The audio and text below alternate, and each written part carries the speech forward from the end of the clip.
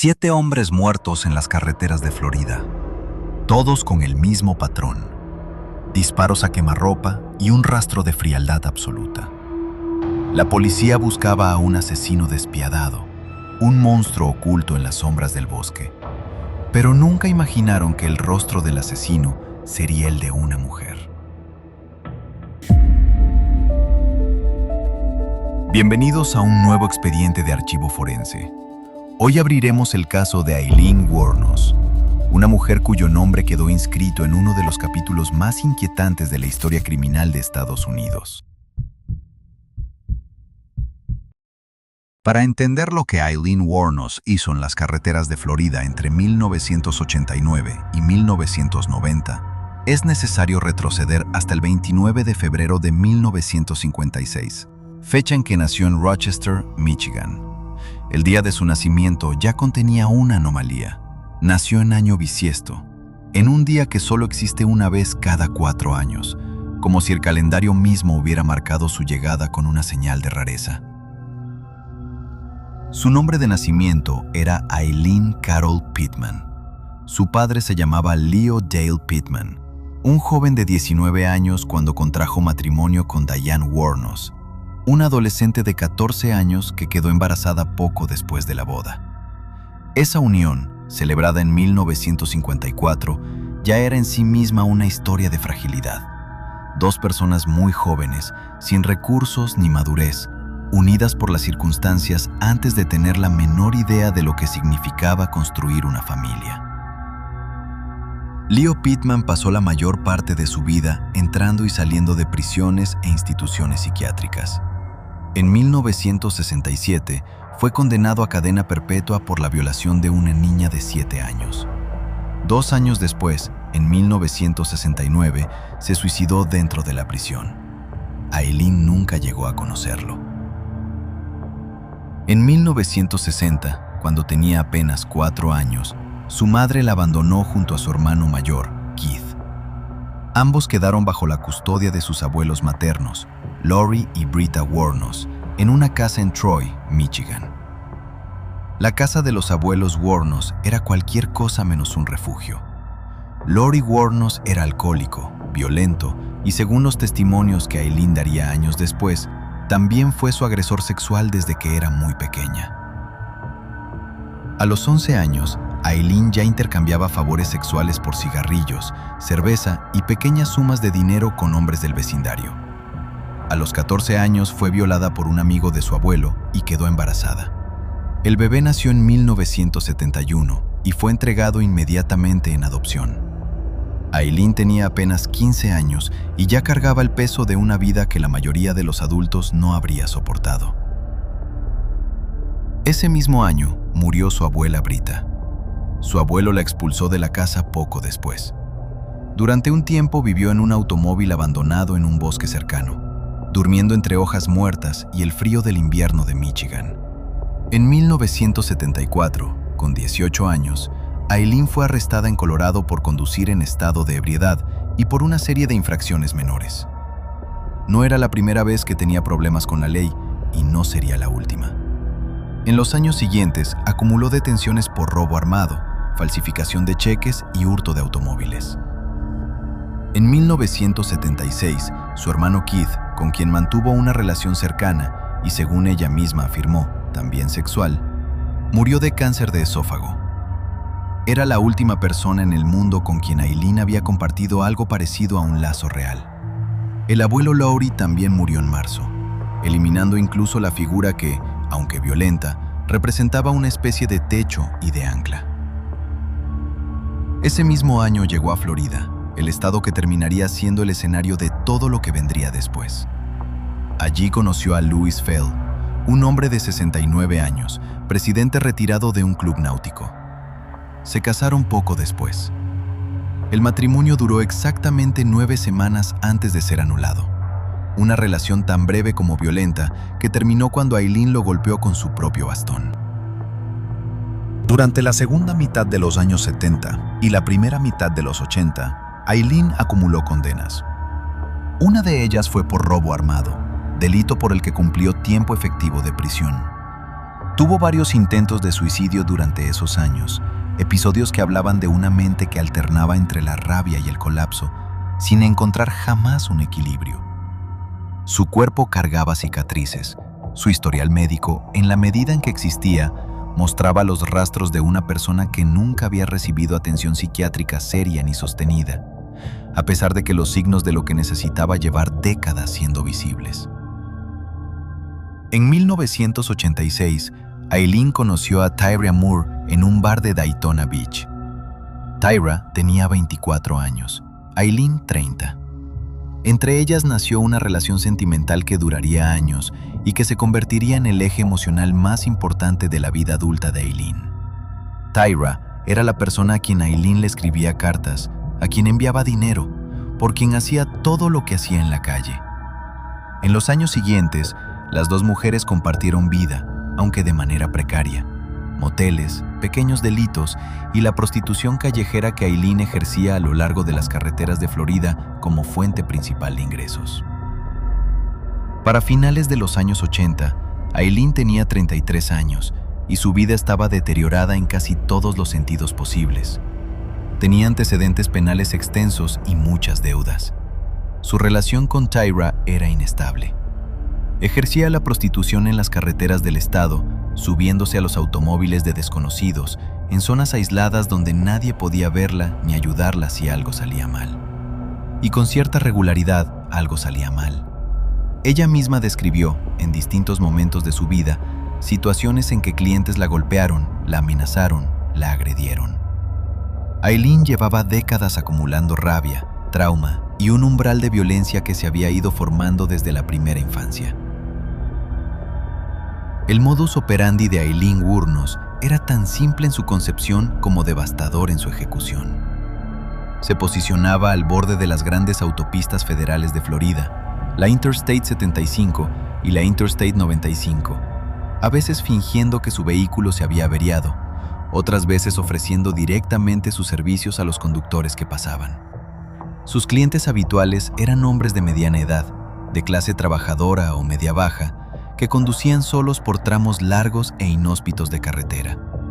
Una vez dentro del vehículo, el escenario del crimen se desplazaba a caminos de tierra, zonas forestales o áreas remotas donde la víctima creía que tendría privacidad.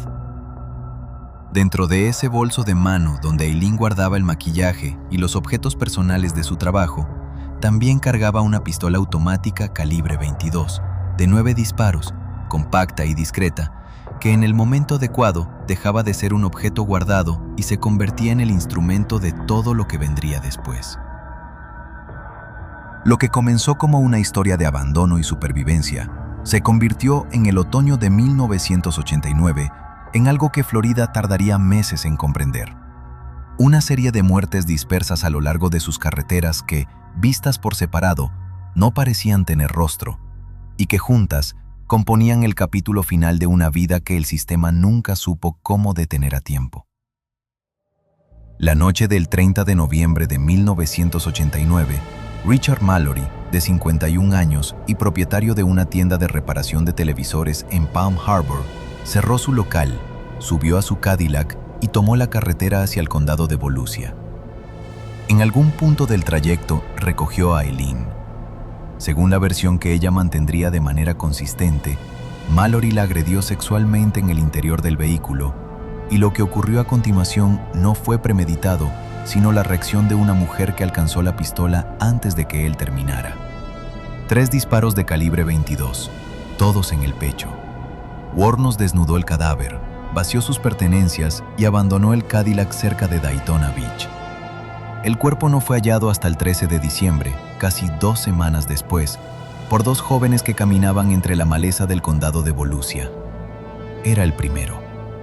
Los meses siguientes transcurrieron sin que ningún condado de Florida estableciera conexión alguna entre lo que estaba ocurriendo a lo largo de sus carreteras. Cada caso llegaba a una jurisdicción distinta, era procesado de manera aislada y se archivaba sin que nadie trazara la línea que los unía. David Spears, 43 años, fue reportado desaparecido el 19 de mayo de 1990. Su camioneta apareció abandonada sobre la Interstate 75 con las llaves puestas. El 1 de junio, su cuerpo fue hallado desnudo entre la hierba alta a la orilla de la Highway 19, en el condado de Citrus, con 6 impactos de bala calibre 22 en el torso. La descomposición era tan avanzada que la identificación requirió más de una semana. Apenas 5 días después, el 6 de junio, fue descubierto un tercer cuerpo en el condado de Pasco. Pertenecía a Charles Carskadon, 40 años, un hombre de vida itinerante sin domicilio fijo ni rutina verificable, cuya desaparición tardó en ser notada.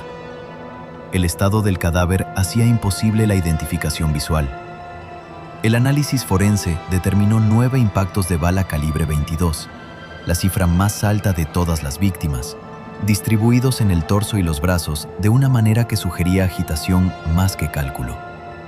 Un día después, el 7 de junio, Peter Sims, de 65 años, salió de su casa en Júpiter con destino a Arkansas y nunca llegó. Era un marino mercante retirado dedicado al ministerio cristiano, quizás el menos probable de los objetivos. Su cuerpo nunca fue localizado.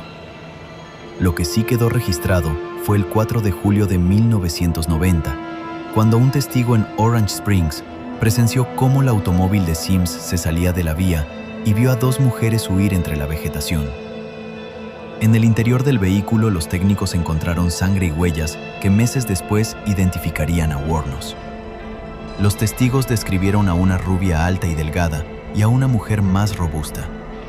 Sus fotorretratos sembraron por primera vez la idea de que el responsable podría ser una mujer.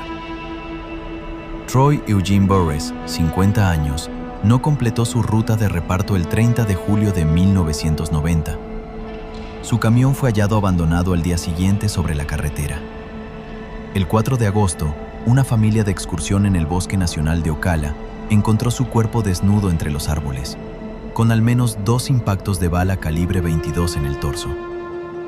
Dick Humphreys, 56 años, ex jefe de policía reconvertido en funcionario del Departamento de Salud de Florida, no regresó a casa el 11 de septiembre de 1990.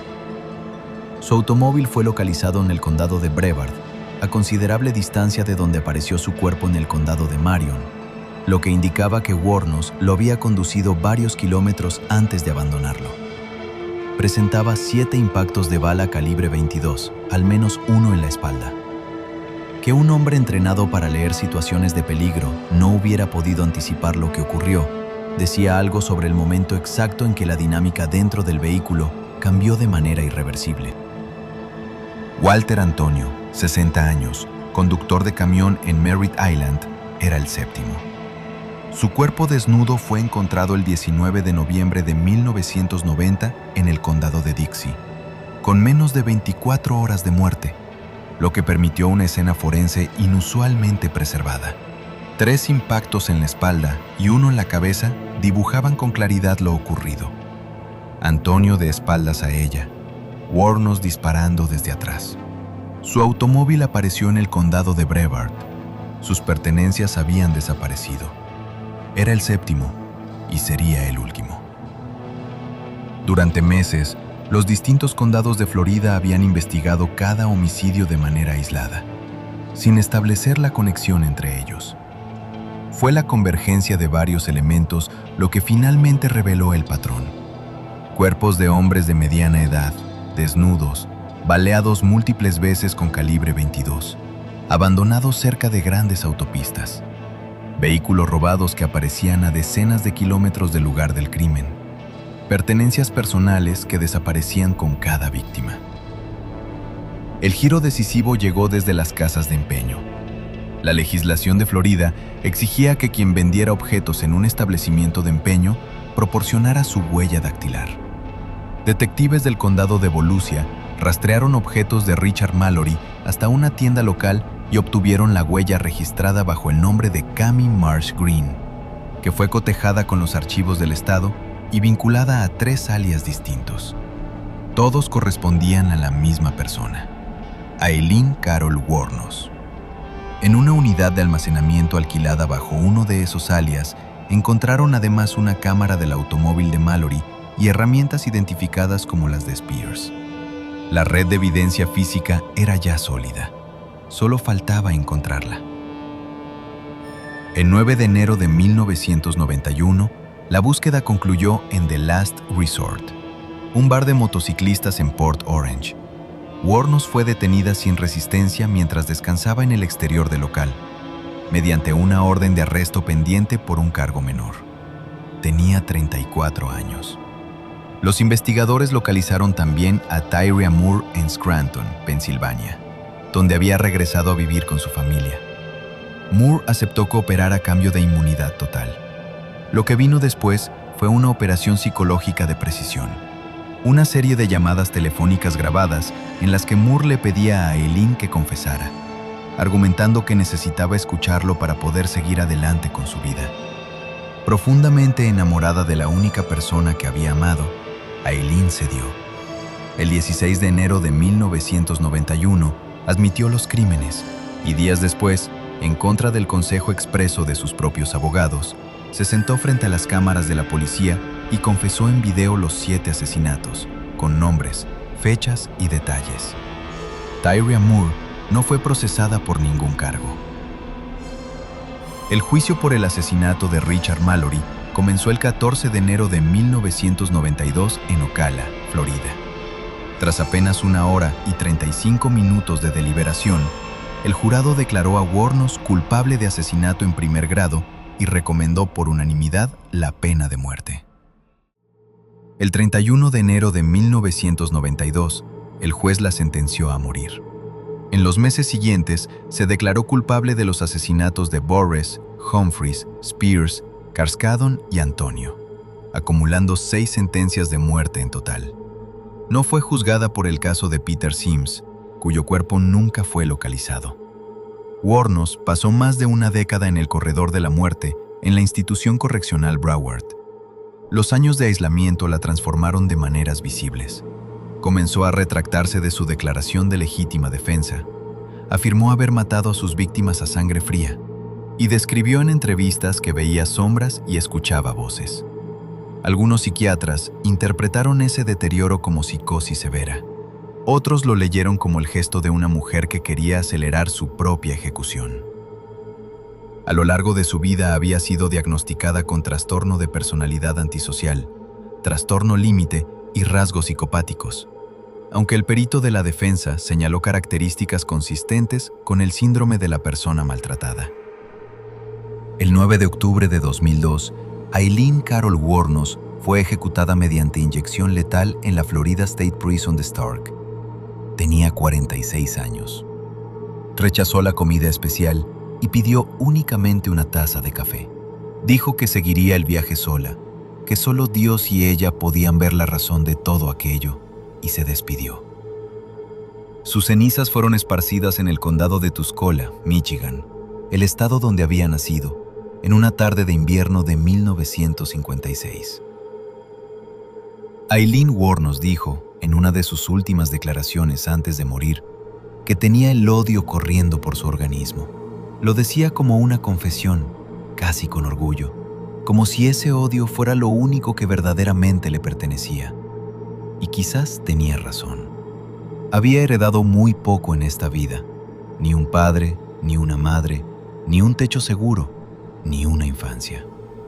20 años después de su ejecución, el nombre de Aileen Wuornos sigue apareciendo en debates sobre violencia, trauma, psiquiatría forense y los límites del sistema penal. ¿Y tú? ¿Crees que Aileen fue una víctima de su propia historia? ¿O un monstruo que eligió matar? Gracias por acompañarnos en este expediente. Si quieres seguir explorando los casos más inquietantes de la historia criminal, suscríbete y acompáñanos en el próximo expediente de Archivo Forense.